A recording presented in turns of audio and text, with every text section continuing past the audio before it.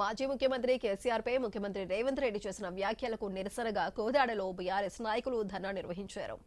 మాజీ ఎమ్మెల్యే బొలం మల్లయ్య యాదవ్ నేతృత్వంలో జరిగిన ఈ ఆందోళనలో పెద్ద సంఖ్యలో పార్టీ శ్రేణులు పాల్గొన్నారు. కేసీఆర్ పై సీఎం రేవంత్ రెడ్డి చేసిన అనుచిత, అవమానకర వ్యాఖ్యలను తీవ్రంగా ఖండించారు.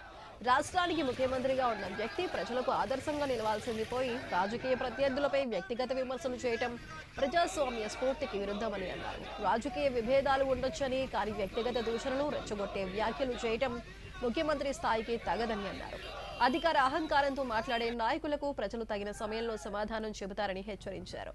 రాజకీయ ప్రత్యర్థులపై ద్వేషాన్ని పెంచేలా, ఉద్రిక్తతలు సృష్టించేలా వ్యాఖ్యలు చేయడం బాధ్యతాయుతమైన నాయకత్వానికి నిదర్శనం కాదని పేర్కొన్నారు. ముఖ్యమంత్రి చేసిన వ్యాఖ్యలపై ప్రభుత్వం స్పష్టమైన వివరణ ఇవ్వాలని డిమాండ్ చేశారు.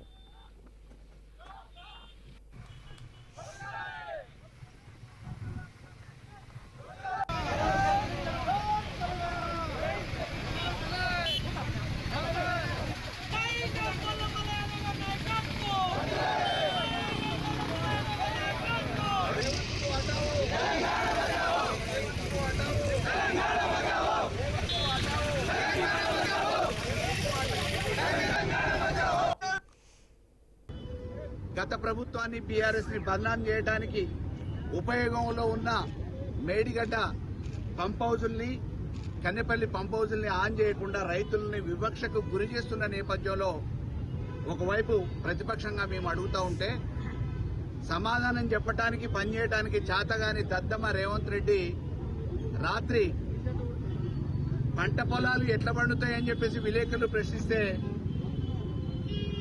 వాళ్ళ గొంతు కోసి నెత్తురు చల్లండి, ఆ నెత్తురుతోని పంటలు పండుతాయని చెప్పేసి ఒక ముఖ్యమంత్రి అయి ఉండి ఆ రోజు తెలంగాణ ఉద్యమం జరుగుతూ ఉంటే తెలంగాణ ఉద్యమకారుల మీద తుపాకీ ఎక్కుపెట్టిన ఈరోజు కేసీఆర్ గారిని నీళ్లు ఇవ్వమని చెప్పేసి బీఆర్ఎస్ అడుగుతూ ఉంటే దద్దమ్మ లాంటి సమాధానాలు చెప్పి రెచ్చగొట్టే మాటలు మాట్లాడుతూ ఉన్నాడు.